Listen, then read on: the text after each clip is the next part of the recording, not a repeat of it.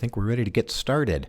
Welcome everybody to another ThreatSTOP webinar on how small and medium-sized businesses can get real security value out of working with threat intelligence. I'm excited to go over this topic today. There's a lot of confusion, a lot of fog, a lot of half-truths, a lot of crazy stuff out there when it comes to threat intelligence. Hopefully we can cut through some of that today, and you might walk away from this webinar learning something and applying it.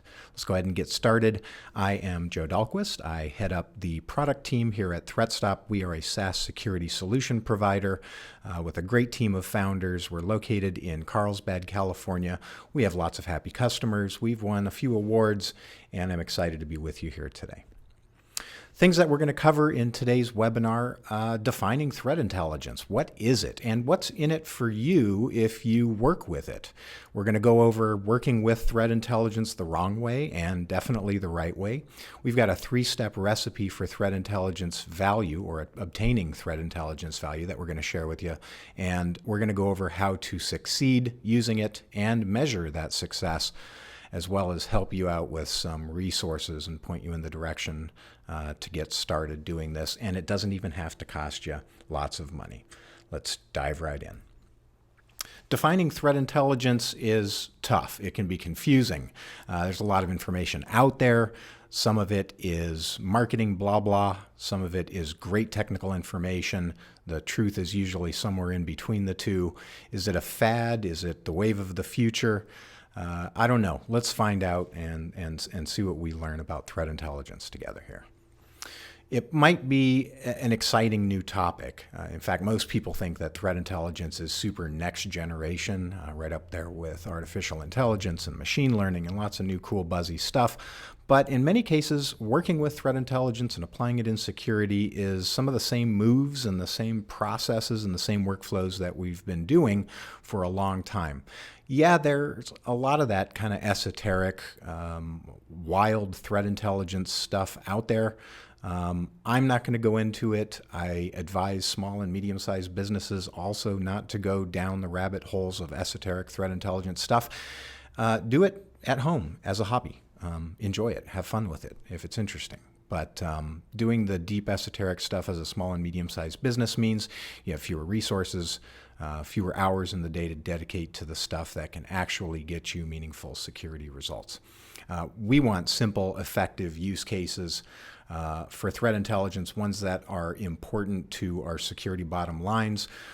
We like to think of working with threat intelligence as actually core network security hygiene, and not frilly and not fancy and not unproven. We stress working with effective threat intelligence over maybe the interesting stuff.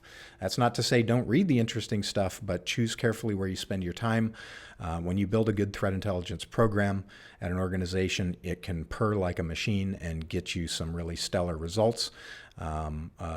Alternatively, you can find yourself, like many companies do, spending lots of money on threat intelligence and just kind of staring at it and analyzing it and poking it. So if you've been to a trade show like Black Hat or RSA, any time in the last maybe 5-6 years, you've probably noticed that threat intelligence is absolutely everywhere. There's hundreds, thousands of vendors that would be more than happy to sell you a threat intelligence feed. There are companies that build things like threat intelligence platforms that you can connect feeds to help you aggregate and normalize and work with that data. And it's built into just about every security product category you could think of, whether it's a next-gen firewall that has a threat intelligence feed option, or it's a DNS firewall that's built on threat intelligence for rules, IDS, IPS systems, endpoint, and antivirus. It's in just about everything. It is definitely the hot thing in the industry right now. And that, of course, can lead to lots of confusion, lots of really, wowzer, but not necessarily material marketing pitches and statements and promises that can lead you down painful paths. There's also lots of variety out there. Threat intelligence comes in like 57 flavors and varieties. lists of bad IP addresses, lists of bad domains. There are specialized versions where you can say, I just want IPs and domains for, threat type X, Y, or Z. Signatures of verified malware samples, really spooky stuff that's, plumbed from the depths of the deep dark web, and data formats abound. And regardless of whether the feeds that you work with are STIX formatted, whether you're set up to be able to read Ceph, you'll find that there's lots of formats that they frequently change, that nobody is truly in love with any single one of them, but you're going to settle on working with what works for you, and you will normalize the data that you bring into your environment so that you can work with it all together and not in silos. There's a lot of promises that have been made around threat intelligence and what you can get when you buy it, when you use it. There's not always a good recipe for how to go about getting actual value out of it. It doesn't just come out of the box when you purchase a threat intelligence feed. We're going to actually talk about what you have to do with threat intelligence in this webinar, but spoiler up front. Threat intelligence is not something that you're going to just buy off the shelf and get value out of. There's going to be a lot of work, a lot of effort, a lot of learning, maybe a little bit of pain, but also a lot of wins to celebrate involved in taking a journey to use threat intelligence correctly. So what does it look like? What does threat intelligence actually look like? Well, as I mentioned, part of the problem with this industry is if you believe sales and marketing people, threat intelligence looks kind of like this, like maybe a screenshot from a new action movie or The Matrix, but threat intelligence doesn't look like that. It actually looks a lot more like this. It's formatted, structured data. It might contain indicators of compromise, like IP addresses and domains, signatures, MD5 hashes, metadata that provides additional context, supports or provides additional color about those indicators of compromise, depending on where you get your data from, depending on the quality of that data and what it is supposed to communicate to you as a security individual. So let's define it already. We've been kind of beating around the bush. Threat intelligence, at its core, is knowledge. Knowledge that allows you to predict and prevent cyber attacks. That's cool. Everybody wants to be able to predict and prevent cyber attacks, and we all can. So can you. We're going to talk a little bit about how to do that next. Threat intelligence is arrived at through skilled analysis of quality data inputs and relevant context. So, threat intelligence is a destination. Again, not a box off the shelf, but something that you arrive at through skilled analysis of great data and the application of some relevant information that helps draw a complete picture about a threat or about a vulnerability. And threat intelligence is used to make fast decisions and take quick actions that increase security. And that's the payoff, right? That's what you actually use threat intelligence, which is knowledge, for, is to make quick, educated decisions and to take quick actions after those decisions have been made. And the sum total of those two action-oriented things are increased security, the ability to defend your network better, to reduce the number of threats that are entering your network, etc. So hold on, Joe. You can't buy knowledge, can you? The answer to that question is no. No, you can't buy knowledge, but you can buy threat data. And that's what every single one of these vendors that are at the trade shows are trying to sell you. It's not threat intelligence, it's data. What you're going to do is either hire or acquire the knowledge of working with threat intelligence data so that you can turn data into intelligence. And so now we can kind of fix this flowchart a little bit. It's not buying threat intelligence, it's buying data. And instead of a gigantic red question mark for phase 2, we're going to apply knowledge, we're going to make decisions, and we're going to take actions that lead us to getting value out of working with threat intelligence. So what's in it for you? Companies, individuals, they can spend lots and lots of time and money and energy working with threat intelligence, and if you ask Many of them, they might tell you flat out, I would never do it again. I'm locked into subscriptions or contracts. We've decided that we're doing this, but we're not doing it well. It's a huge waste of time. It's a huge waste of money. So how do you actually take a different route and become kind of more cyber superhero-ish and actually increase security? Well, one of the things that you can get out of here is preventing attacks. Actually getting in front of them, accurately identifying them, being quick and nimble, taking appropriate defensive action the moment that you identify it, and that leads to significant increases in security. Even better, you'll be able to predict attacks. Your network, your security controls will be already hardened against attacks that haven't even taken place yet. And you'll be able to accomplish that because you'll understand your vulnerabilities, you'll understand the actors that might be going after those vulnerabilities, the exploits that they might be using, the tactics that they put to work, vectors that they'll use in their attack, and indicators of compromise to let you know when you've encountered those threats and how you should proceed forward. Predicting and preventing attacks really are the two crowning achievements of working with threat intelligence well, and they are so worth it. But that's not all. There's kind of a ripple effect that happens when you work with threat intelligence correctly. You'll find that you're reducing the infection rates on your endpoints. You're going to lower the risk of data breaches occurring in the first place. You'll find yourself dropping more threats outside of the network where they belong, as opposed to allowing them in the network and then detecting and stopping them once they're on your turf. You'll be able to reduce the dwell time of threats, the amount of time that passes from the point of an infection until the time that you've identified that you are infected and start taking steps towards remediation. You'll be able to drop that time drastically. Right now, on average, businesses in the U.S. spend almost 170 days babysitting active threats inside of their environment, or known as dwell time, before they actually identify them and begin the remediation process. That's a lot of time for threats to do a lot of harm inside of your network. Working with threat intelligence correctly will help you shore that up a lot. You'll also make yourself just overall a much harder target. And like most criminals, cyber criminals, when the going gets tough, they get going. They will go and pick on somebody their own size, or at least somebody that is less hardened against their attacks, their attempts, whether it's reconnaissance or it's actually dropping malware in your environment, or escalating privileges on your critical systems. They'll move on. What's in it for them? Hard fight against a small or medium-sized business when there's hundreds of millions of those businesses in operation in the U.S., they will simply choose to move on to somebody that might be an easier target, and that is a blessing in this day and age.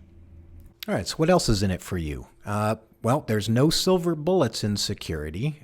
As we say, security is a lot like Shrek. It's built out of layers, lots of layers. But boy, for a single security control, working with threat intelligence and keeping up with the threat landscape by updating your controls using some curated threat intelligence is good stuff. It's really, really effective. Perhaps the most effective single security weapon that anybody has access to.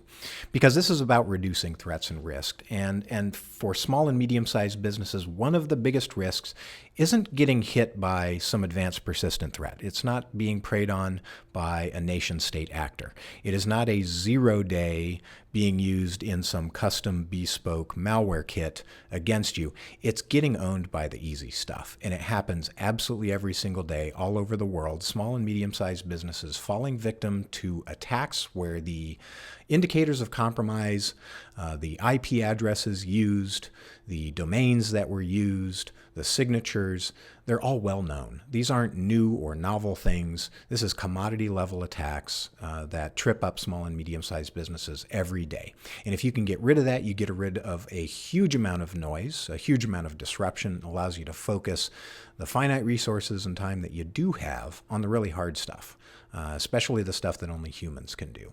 So that's what's in it for you when you do threat intelligence the right way.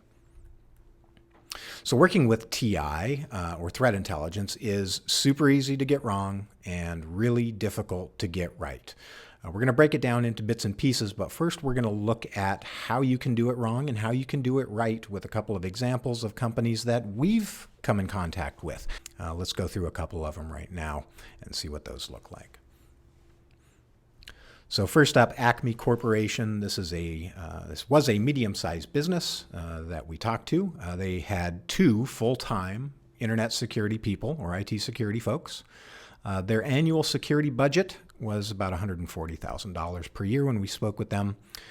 They were spending $45,000 of that $140,000 for a threat intelligence feed subscription that nobody ever touched. Company names have been changed to protect the innocent. That's one way to get it wrong. Let's talk about Bar LLC. This is a small company, single IT security. In fact, his hair was on fire. He did everything, help desk, security, you name it. They have a very small security budget, only $55,000.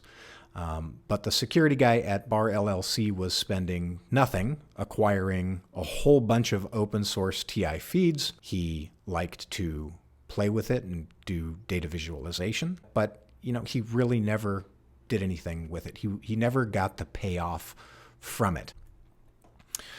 Let's take a look at Foo Inc. They're right there on the middle of the scale, kind of doing some things wrong, kind of doing some things right. They're a large enterprise.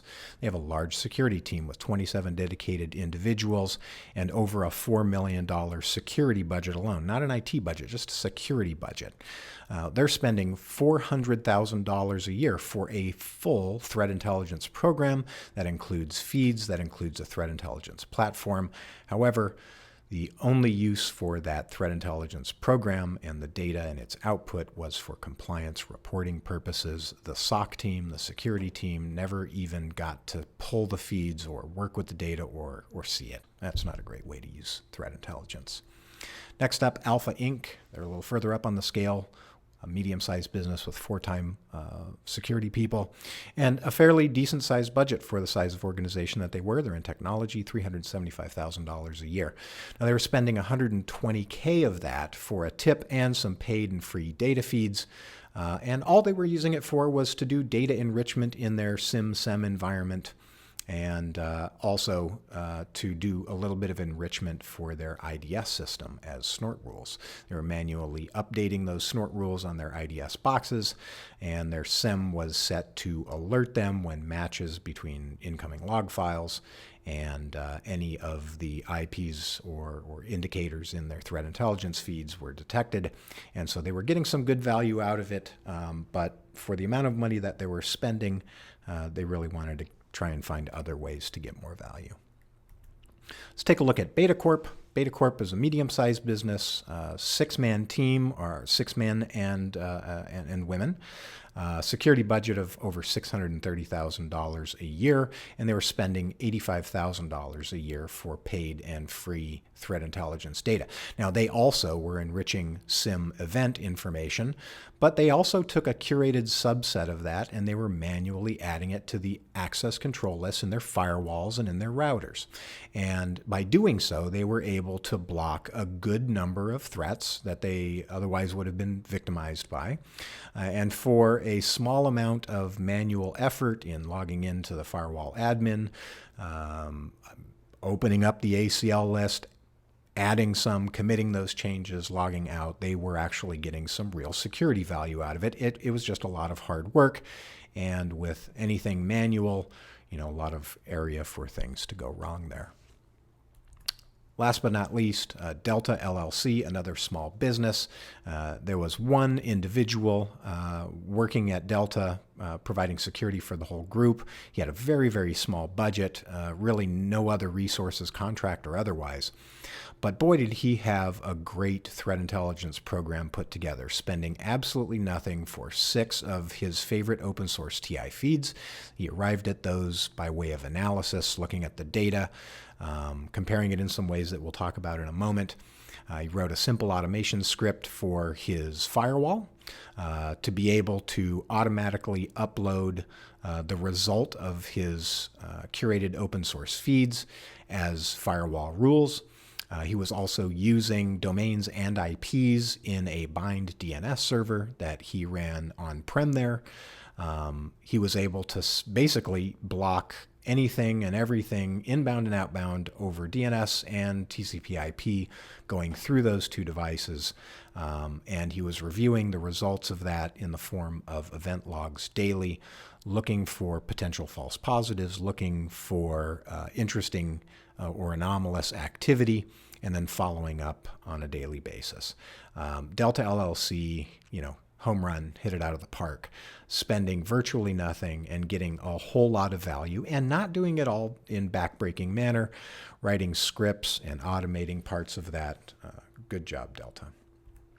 So we talked earlier on about there being kind of a three-step recipe, a guaranteed way that small and medium-sized businesses can get some value out of working with threat intelligence. And there is a consensus on the right way to do it.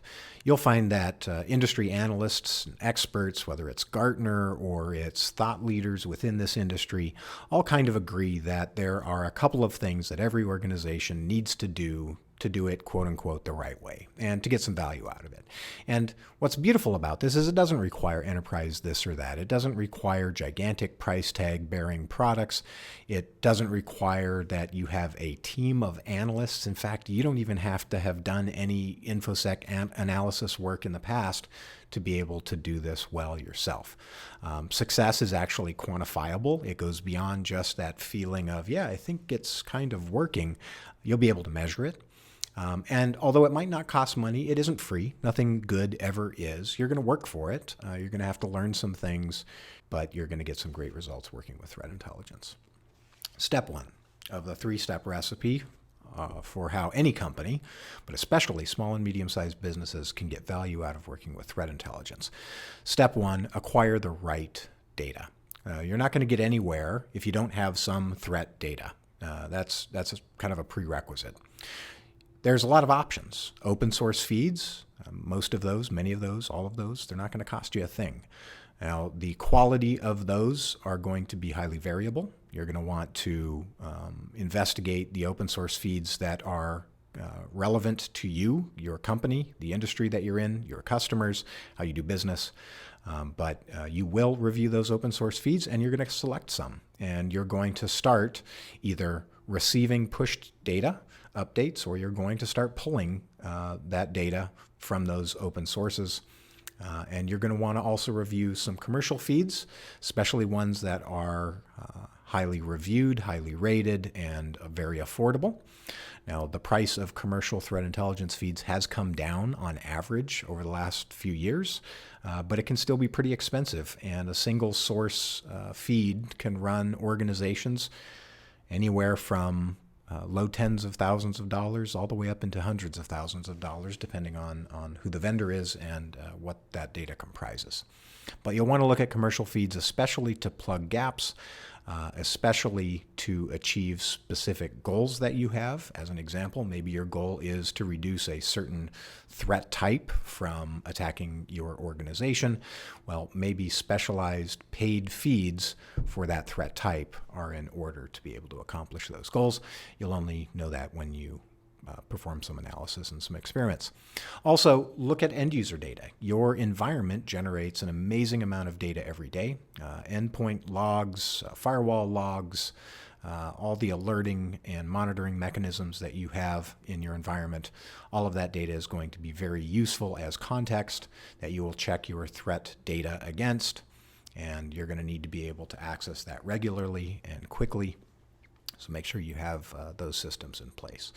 You're also going to want to get data from the communities in which you live, the communities in which your business operates. Are other businesses in your neighborhood, in your city, in your region under attack in certain ways? Are there trends there? You also want to go vertical and understand what's going on in your industry. Other businesses like yourself, what's attacking them? What threat intelligence sources are they using to mitigate those threats? Industry-specific, community-specific, and then data from within your own environment is important information to bring to bear when working with threat intelligence, especially as you start to compare indicators of compromise to events and things that have transpired in your network or in real time that are transpiring now. That's going to be one of the major kind of cornerstones of working with threat intelligence data. Step 2 in our 3-step recipe is to analyze and correlate all of that data, that right data that you've acquired. Some companies are going to need a threat intelligence platform or a specialized SaaS platform that helps them normalize and search through, run queries against, report against the various threat intelligence source data that they're working with. If you're only starting off with a handful of threat intelligence feeds or sources, you're likely not to need that. But you will need to be able to aggregate all of that data into a format that is normalized enough that you can work with it. You need to be able to search through it. You need to be able to sort through it. You need to be able to do some basic querying. And some companies will use SIM for much of that functionality. If that's in your budget, if you already have one, look into the threat intelligence-based features that your SIM supports. You'll likely find support for what you're trying to do there. You also have existing security controls that you can tap into. You can either hire or pay for or learn how to do some of the skilled analysis yourself. But ultimately, what you're looking to accomplish in step 2 is to clean up all the data that you're acquiring.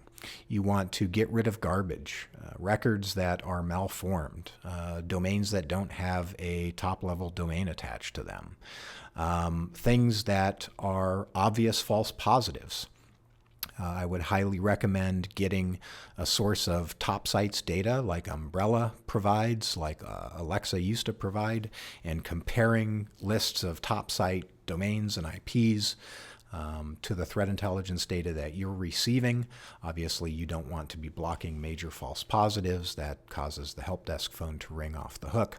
But you need to clean all of that data up, and typically in advance of cleaning all that data up, you got to get it into the same place so that you can start working with it. So aggregating, performing some data quality, and performing some analysis of that data is step 2 in how to get value. Step 3 is really the payoff, and it's the hardest part. It's taking the right action. Based on everything that you've learned, the data that you've acquired, the results of the analysis that you've done, being able to answer questions such as, is this IP address malicious? Is it malicious right now? What kind of malicious is it? Being able to answer that data through your analysis and your correlation of data allows you to make snap decisions that are accurate and take the right actions immediately without waiting. That's what leads to predicting and preventing attacks. That's what allows you to detect and block threats that are already living inside of your network and not letting them dwell there. And the most important part of taking action is using the results to continuously improve your approach. This is a living, breathing thing, working with threat intelligence. You want to take lessons that you learn, both good and bad, and apply it as quickly as possible to your approach, iterate on it, and continue making improvements and measuring to ensure that you're achieving the goals that you want. Thanks to Ruggero Cantu, Research Director at Gartner, who had put together the 3-step recipe that I'm showing here. Now, I know that we just talked about a 3-step recipe, but I like to break this down and be a little bit more specific, and I call it the 4 A's of threat intelligence: acquire, aggregate, analyze, action. You do those 4 things with threat intelligence, and you can have a single feed, one feed. Go get a great open source feed from Spamhaus, or go get a great open source feed from Alien Vault, and go through it. Analyze its contents, understand the net blocks that are inside of it. Are those content delivery networks maybe? Are they multi-hosters? Try and identify false positives within that data.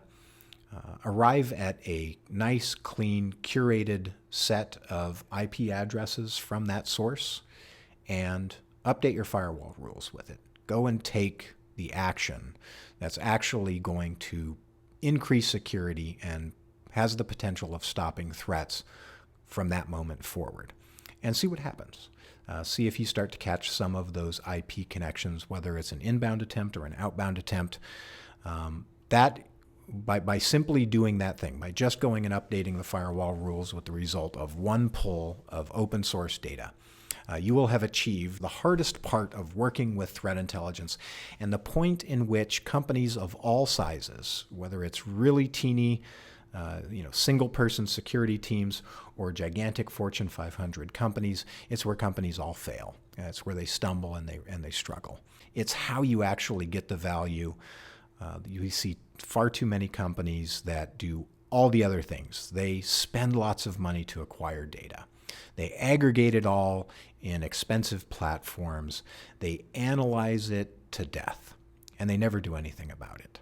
And that is a problem in the security industry, and it's high time for that to change. So how do we succeed with threat intelligence? Well, first and foremost, know who you are. Know your security posture. Essentially, how you balance the risks of an open internet versus the internet freedoms that you might want your employees and staff and coworkers to be able to enjoy. At the end of the day, that is a teeter-totter, and when it tilts to one side, the other side is affected. Really think long and hard about how much of the internet you consider safe and valid for business use. And my advice to security practitioners at small and medium-sized businesses is to make that amount of internet that you can actually connect to and talk to as small as possible. There are entire countries and regions of the world that you likely don't do any business with. You don't have customers there. You don't have supply chain there. There is no reason to talk to that part of the world over the internet, so don't do it. And by making those kinds of security posture decisions and then enforcing them, you can really take a huge bite out of your overall risk posture. Define what acceptable risk is and what unacceptable risk is, and then make sure that you have processes and controls that are in place to enforce that and to help you determine on a case-by-case basis whether something should be allowed or disallowed in terms of connectivity over the internet. Know what constitutes a business disruption. Have that defined for yourself or for yourself and your team, and understand how you can avoid it. As an example, if you were to block your supply chain and a huge swath of your customers one Monday morning, that's a huge business disruption. It could potentially cost the business money. Heads could roll. People could get pink slips, all of that business. So how do you avoid it? Well, maybe you think about whitelisting the IP addresses and or domains of your critical business partners. Maybe ensure that you're never geo-blocking any of the countries where you have concentrations of customer. But things of that nature allow you to avoid business disruption, which is a very important part of working with threat intelligence correctly. Another key to succeeding with threat intelligence is knowing the action to take and then taking it. I know we've been really harping on how action is so important, but I can't stress it enough. We need to know how we identify threats. We need to figure out how to perform analysis of that threat data. We need to get that data from our own internal network sources, and we need to combine that with network events to be able to accurately identify threats as they occur. Now, the faster that we're able to identify those threats and mitigate those threats, the less damage that they can do. That's good for everybody. We need to understand how to prioritize threats, understanding what the potential impact is of a threat succeeding against us. And because it's not realistic, especially for small and medium-sized businesses, to try and boil the ocean and say we are going to focus on stopping all threats of every type across the board, the really scary ones and the not so scary ones. That's unrealistic, and it's going to be intensely expensive. Beyond just the cost of threat intelligence. It's really not doable. So pick the threats that are nearest and dearest to your nightmares. Because what do we do with threats? We block them. I mean, at the end of the day, we don't analyze them. We don't research them beyond what's normal. We take them out like the trash. We block them, whether they are IPs that have been identified being bad, that we can enter into our firewalls, into our routers, our switches, our load balancers, whether they are domains that we can use in a response policy zone on a DNS server and block DNS requests to it, whether they're signatures that we can put into our IDS IPS systems, whether they're actions that we don't allow taking place on our endpoints, whether it is a lack of trust we have with the provider of a given piece of software and we're not going to let it execute inside our environment. And when do we stop blocking them? We don't stop blocking threats until they're dead and gone. And that's a good practice. Now, you will need to pay attention to things like maximum policy size that you can use on your devices. As the threat landscape changes and evolves over time, the list of bad IPs that you want to block may grow to become very, very large and beyond the capacity of the device that you want to apply that to. So pay attention to maximum policy sizes, determine a sensible aging process for when you remove things from your security control lists. But in general, don't remove indicators of compromise for threats until those threats are gone. If you're not already good at working with your existing security controls, if you aren't adept at logging into your firewall, making changes to the access control list, committing those changes and getting off, then brush up, because you're going to be doing that a lot. In fact, that's one of the cornerstones of working with threat intelligence, is making sure that your security controls are hardened against the threats that you identify. So whether it's logging into a WAF, whether it's updating proxy rules through a web interface, whether it is SSHing onto your firewall, do it and get comfortable doing it. You want to be competent at making those changes accurately so that there's very little room for human error. You want some muscle memory there, but not so comfortable that you aren't doing it with the respect and the attention that it deserves when it's time to make those changes.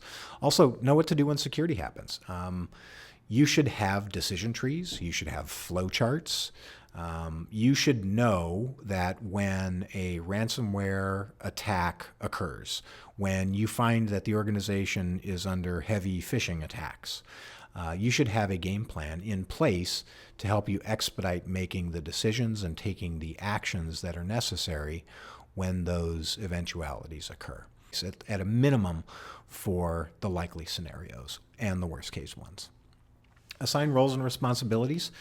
Does everybody know what and when to do their job in the event of an attack, in the event of a breach, when something as simple as an IP has been identified communicating on your network that's malicious, and it's time to make some security control changes to stop that.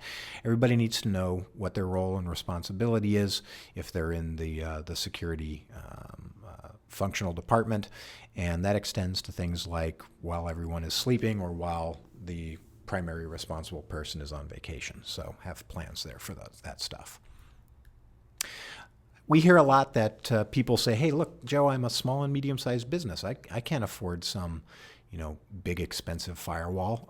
I don't have all these security controls that you keep talking about. The reality is the two most important ones, perhaps, just about everybody has, regardless of how small of a business that you operate. A simple DNS server and a simple firewall, or in a pinch a router, have access control lists or equivalents that allow you to populate it with IPs, domains, in some cases URLs, and disallow communication with either those as sources or destinations, hardening your network against threats. As an example, with this particular threat that I have showing on the right side of the screen, there's an IP that has been observed performing scanning and recon. There is a domain for an infection site. There is an IP that's been observed issuing command and control commands to infected machines.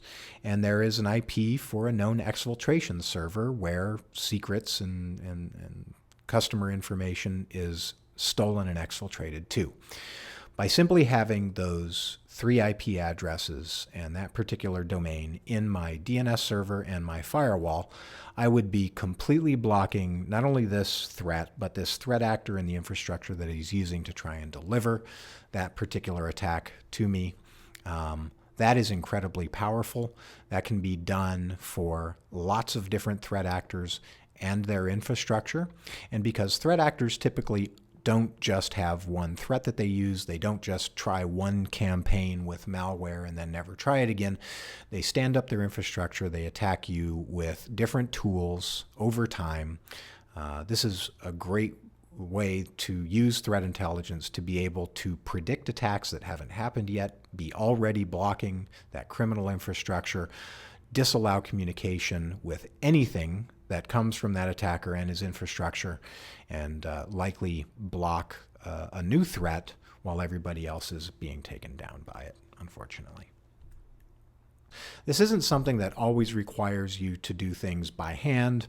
You can script, you can automate, you can make much of this programmatic to be able to get resulting threat data that you've performed analysis on that then constitutes threat intelligence.